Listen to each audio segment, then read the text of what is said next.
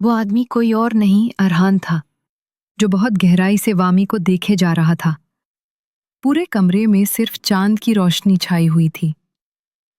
उस चांद की हल्की सी रोशनी में भी वामी का चेहरा काफी खूबसूरत दिखाई दे रहा था। अरहान की नजर वामी के होठों पर गिरी और उसके होठों के करीब जाने लगा। वो जैसे ही उसके होठों से अपने होठों मिलाता है, वामी थोड़ा सा चिल्लाते हुए बैठ जाती है। वहां कोई नहीं था। वामी हर तरफ नजर घुमाती है और सिर पकड़े बोली, आह, ये तो सपना था। थैंक्स टू गणेश बच गई मैं। आखिर मुझे ऐसे ड्रीम्स आ कैसे सकते हैं? हद है यार। वो था कौन? शायद मैंने किडनैपर का चेहरा नहीं देखा, इसलिए मुझे सपने में उसका चेहरा नहीं दिखा। सपने का एहसास होते ही वामी चैन की सांस लेती है और घड़ी में टाइम देखने लगी। टाइम देखते हुए अभी सिर्फ 3 बज रहे हैं। वो वापस कंबल लेकर सोने चली जाती है कि तुरंत कुछ याद करते हुए बेड पर बैठ गई। वो बैठकर खुद से ही बातें करते हुए बोली, अगर देवांग के मुताबिक अरहान लड़कियों का बिजनेस करता है, तो उसने मेरे साथ कोई जबरदस्ती क्यों नहीं की? अच्छा खासा मौका था उसके पास, लेकिन उसने मुझे किस तक नहीं किया। अगर वो इतना बड़ा माफिया है, तो कहीं पर भी उसकी कोई नेगेटिव न्यूज क्यों नहीं है? कुछ लोग उसे बुरा बोल रहे हैं, तो वहीं कुछ लोग उसे अच्छा भी बोल रहे हैं। क्यों? इन रियल लाइफ असल में वो है कौन? वो अचानक ही अपने सीरियस मूड से वापस आके बोली, छोड़ो उसे। आज उसकी वजह से मेरी और सनी की लड़ाई हो गई। भाड़ में जाए वो, और उसकी। अरे, जो भी हो, मैं अपनी नींद क्यों खराब करूं? कहते हुए वापस सोने लगी। सनी की तो मानो नींद ही छीन चुकी थी। वो रसोई घर में जाके अपने लिए चाय बनाने लगी। उसका चेहरा इस वक्त बिल्कुल किसी थके हारे आलसी गधे की तरह था। चाय बनाकर वो अपने कमरे में चली गई। कमरे का दरवाजा खोल वो बालकनी में जाके बैठ गई और चाय की चुस्की लेते हुए चांद को देखने लगी। वहीं कोई और भी उसके कमरे में मौजूद था, जो उसे ही देखे जा रहा था अपनी डेविल नजरों से।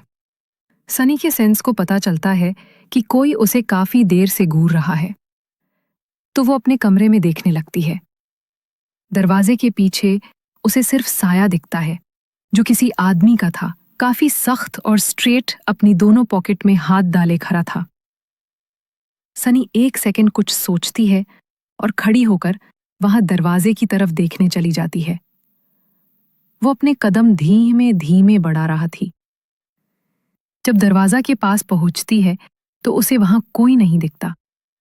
किसी को न देख वो उसके सीने पे हाथ रख देती है और सिर हिलाया चाय पीते हुए बालकनी की तरफ चली जाती है। ये सनी का कोई वहम नहीं था। वहां पे सच में एक आदमी खड़ा था।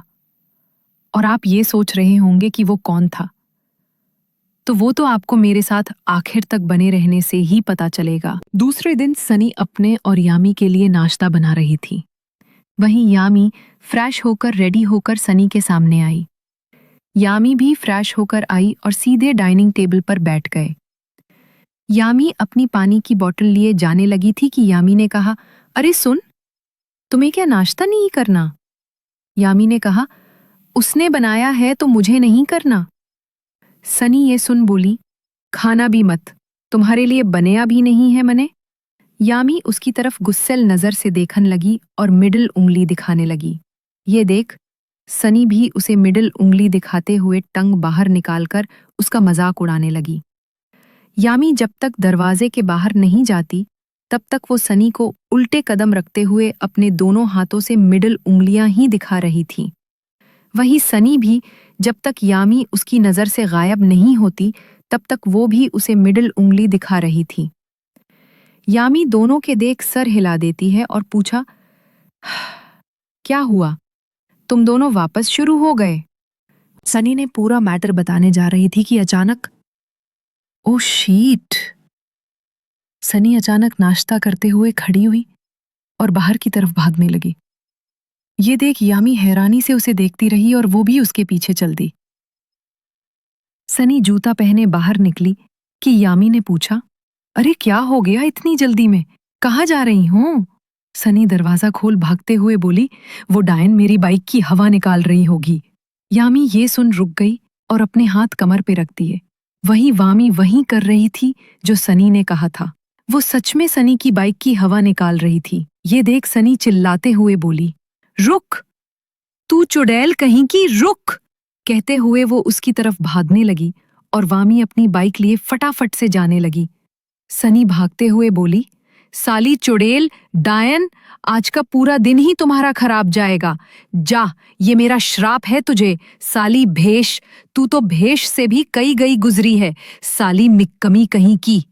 पता नहीं और क्या क्या सनी वामी को गालियां दे रही थी।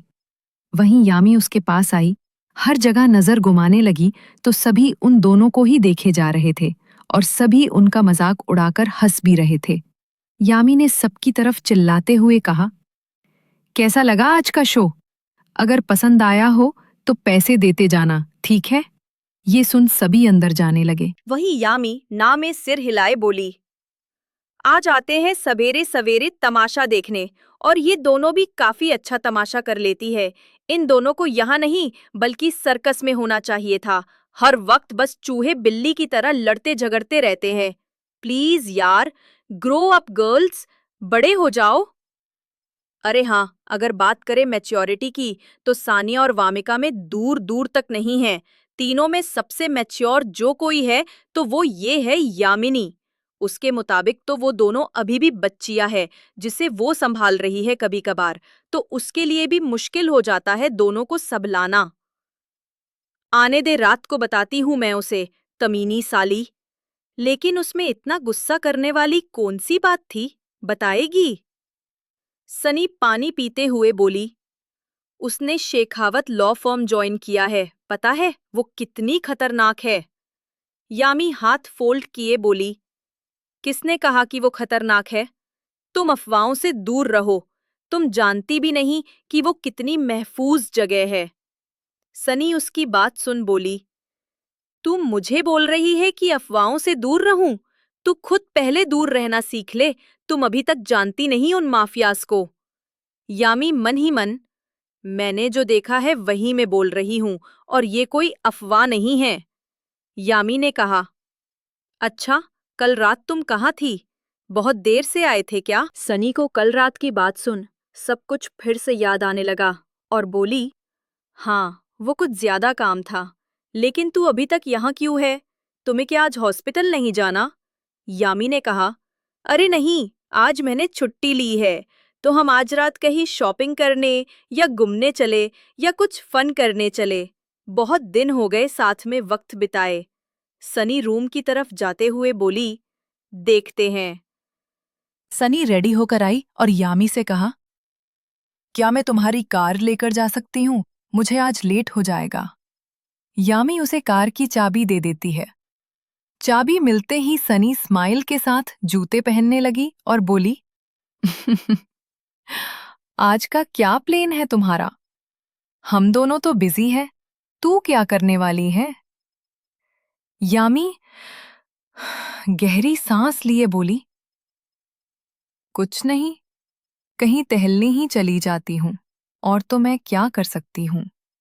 सनी उसे हग किए बाय कहकर चली जाती है। यामी भी रेडी होने चली जाती है। Shekhawat law firm 3 black Royals car आसमान को छूती बही इमारत के सामने रुक जाती है।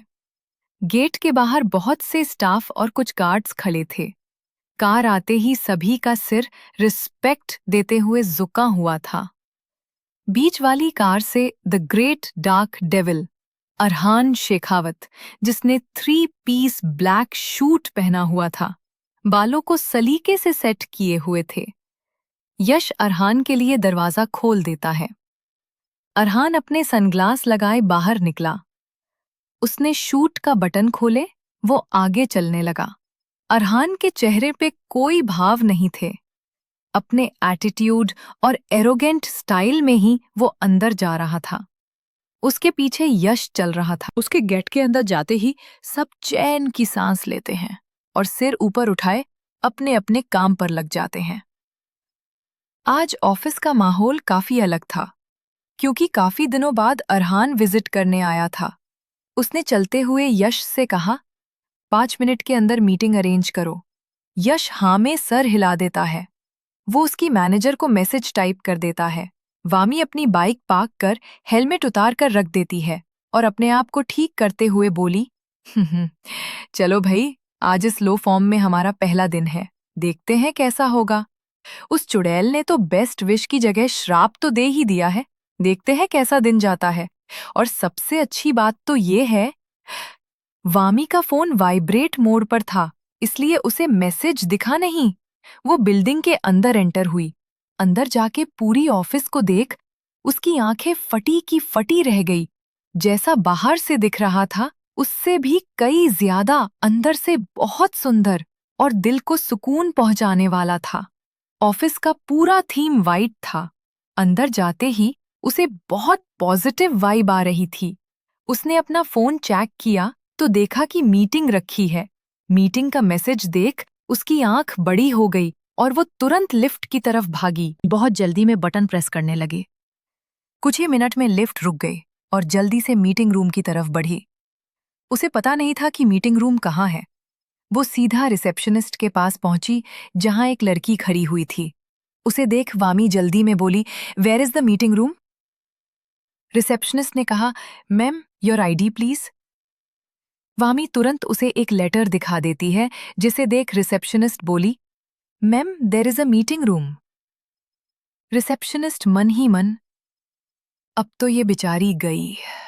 शायद नहीं समझकर सर उसे छोड़ दे तो अच्छा होगा उसके लिए, वरना आज तो ये गई काम से। वामी उस तरफ देख तुरंत दौड़ी चली गई। ऑफिस में काफी सख्त माहौल था। सभी अरहान की बातें घोर से सुन रहे थे। अरहान ऐसी ईटिस बिना किसी भाव से बोल रहा था, मिस्टर बगरा, ब्लैक डायमंड का केस कहाँ तक पहुंचा?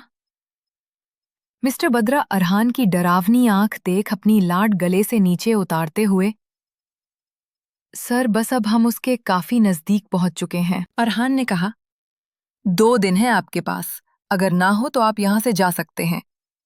मिस्टर बद्रा ने हाँ में सिर हिला दिया।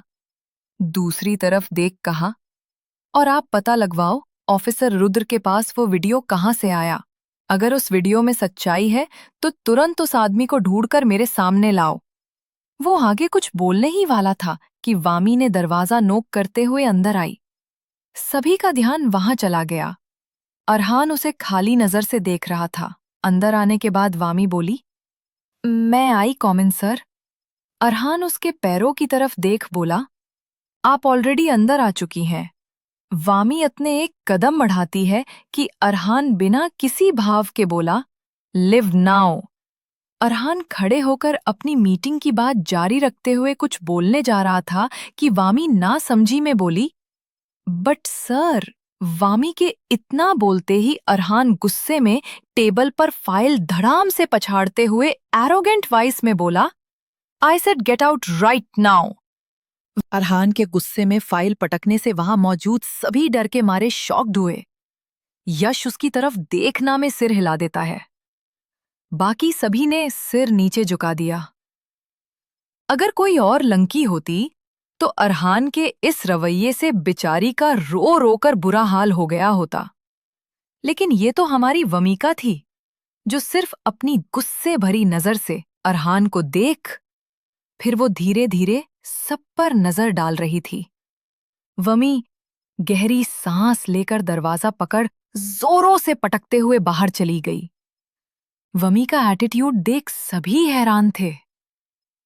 अरहान ने उसकी हरकत पर मुट्ठी कस ली और सभी स्टाफ को देखने लगा जो दरवाजे की तरफ देख रहे थे। अरहान गुस्से में बोला, अगर आप सभी को जाना हो तो आप भी जा सकते हैं। ये सुनते ही सभी वापस अपनी मीटिंग में फोकस करने लगे और मीटिंग को आगे कंटिन्यू रखा। यश ने अपनी मैनेजर को एक मैसेज सेंड कर दिया और मीटिंग में ध्यान देने कहा। वही वमी अभी भी दरवाजे के बाहर खड़ी थी।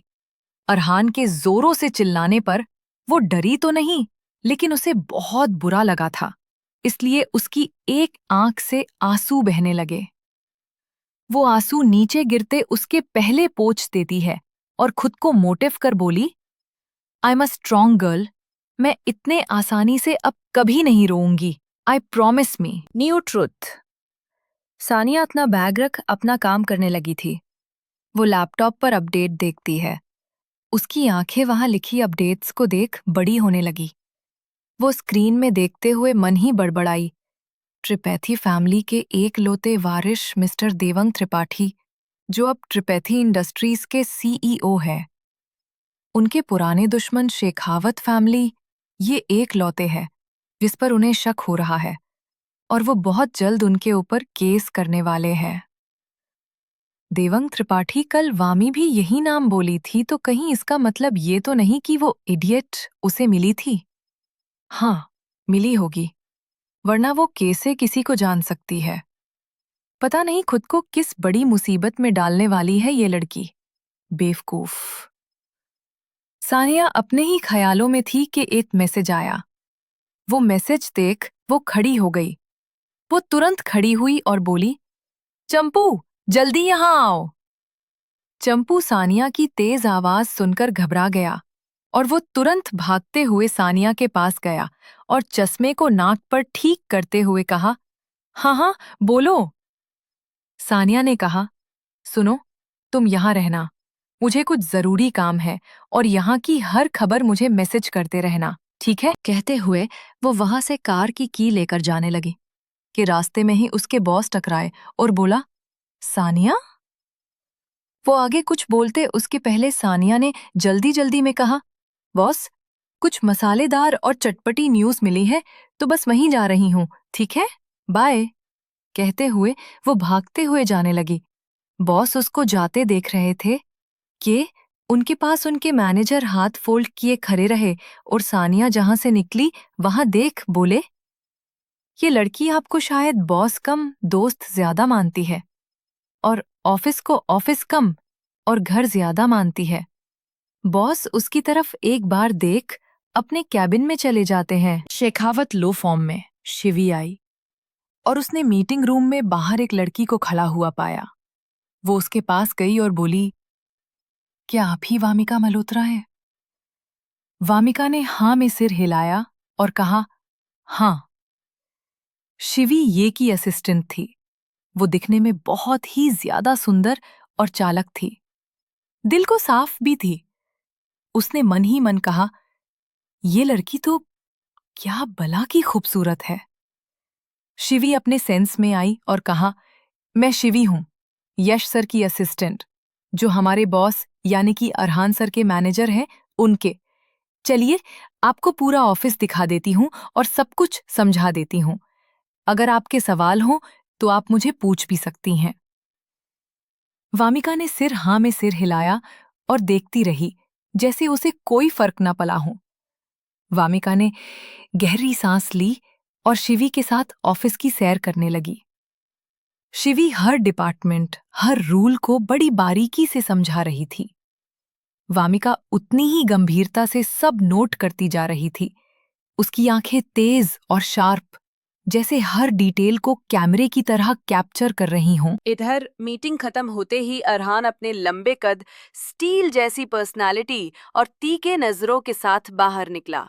उसके कदमों में वो रौब था जिसे देखकर ही लोग रास्ता छोड़ देते थे। अरहान ने यश से कहा, उस नई लड़की को मेरे कैबिन में 2 मिनट के अंदर भेजो। अरहान बिना एक सेकंड रुके अपने कैबिन की तरफ बढ़ गया। यश ने आंखें घुमाई और फौरन शिवी को मैसेज टाइप कर दिया। मैसेज पढ़ते ही शिवी की भौहें सिकुड़ गईं और उसने वामिका की तरफ देखा। वामिका, तुम्हें तुरंत बॉस के कैबिन में जाना होगा। अगर देर हुई तो समझ लो तुम्हारा पहला दिन आखिरी दिन भी हो सकता है। सो गो। ये सुनते ही वामिका का दिल हल्का सा धड़क उठा। उसने खुद को संभाला, होठ भींचे और तेजी से कदम बढ़ा दिए। कैबिन का दरवाजा उसने धीरे से नॉक किया। कम इन। अंदर से अरहान की भारी और ठंडी आवाज आई। वामिका ने दरवाजा खोला और अंदर दाखिल हुई। उसकी आंखें अनजाने में ही चारों तरफ घूम गईं। काले मार्बल का टेबल, पॉलिश की हुई लेदर चेयर, शीशे की दीवार से बाहर का शानदार स्काईलाइन, और सबसे आखिर में उसकी नजर रुकी अरहान पर। वो अपनी कुर्सी पर पीछे झुका हुआ था, एक हाथ से कोट के बटन खोलकर डेस्क पर रखा और दूसरे हाथ से वाइन ग्लास घुमा रहा था। उसकी नजरें सीधे वामिका पर टिक गईं। वामिका के कदम अचानक धीमे हो गए। उसकी सांसें हल्की सी तेज हो गईं। उसने खुद को संभालते हुए बोला, sir, you called me? Arhan की आंखें कुछ पल उसके चेहरे पर टिकी रहीं, फिर उसकी नजरें नीचे तक फिसल गईं। उसकी चाल, उसके हाथों की घबराहट और फिर वापस आंखों में जाकर ठहर गईं। वो धीमे स्वर में बोला, सो आप नया है? वामिका ने हल्का सा सिर हिलाया, लेकिन उसकी उंगलियां एक दूसरे में फंसकर कसने लगीं। अरहान ने मुस्कुराया नहीं, बस हल्की सी स्मिर्क उसके होठों पर आई। नियम तो सब सीख ही लिए होंगे, अब देखना ये है कि तुम कितने दिन टिक पाती हो। वामिका ने अपनी हिम्मत जुटाई, सीधा उसकी आंखों में देखते हुए बोली, I am not here to quit sir. Vamika की बात सुन अरहान ने उसकी आंखों में देखा। उस बीच दोनों की नजरें टकराईं। कुछ सेकंड के लिए कमरे में अजीब सी खामोशी छा गई। बाहर का शोर, घड़ी की टिक टिक सब गायब लगने लगे थे। अरहान की निगाहें गहरी और ठंडी थीं, लेकिन उन आंखों में कहीं न कहीं एक अनकहा आकर्षण भी था। वामिका ने अनजाने में अपने होंठ दबा लिए। एक हल्की बेचैनी, लेकिन साथ ही दिल की धड़कन तेज होने का एहसास होने लगा। वो मन ही मन बोली, ये किस तरह का एहसास है जो मुझे अभी हुआ? अरहान अचानक कुर्सी से उठा। उसका लंबा सा कद और उसकी मौजूदगी ने कमरे की हवा और भारी कर दी। वो धीरे धीरे उसकी ओर बढ़ा। हर कदम की आवाज वामिका के दिल की धड़कनों के साथ मिल रही थी। वामिका उसे अपने पास आता देख मन ही मन बोली, आप उठकर मेरे पास क्यों आ रहा है? दूर रहकर भी बार कर सकता है ना? उसने अपने दोनों हाथ आपस में भींच लिए थे। वो उसके बिल्कुल करीब आकर रुक गया, इतना करीब कि वामिका उसकी महंगी कलोन की खुशबू साफ महसूस कर सकती थी। गहरी, मर्दाना और रहस्यमयी। और थोड़ी बहुत जानी पहचानी। अरहान झुककर उसके कान के पास फुसफुसाया, prove it, miss Vamika. Vamika की आंखें चौड़ी हो गईं। उसने सांस खींची, लेकिन खुद को पीछे नहीं हटाया। उस पल में दोनों के बीच एक अजीब सा टेंशन था, डर और खिंचाव का मिला जुला एहसास। वामिका मन ही मन बोली, इसका क्या मतलब हुआ? वो आंखें फाड़े अरहान को देख रही थी, और अरहान एक शैतानी मुस्कान के साथ उसकी आंखों में देख रहा था। Hello guys, this is me, Meera. अगर आपको कहानी पसंद है तो प्लीज कमेंट में बताइए, ताकि मैं आगे कंटिन्यू कर सकूं।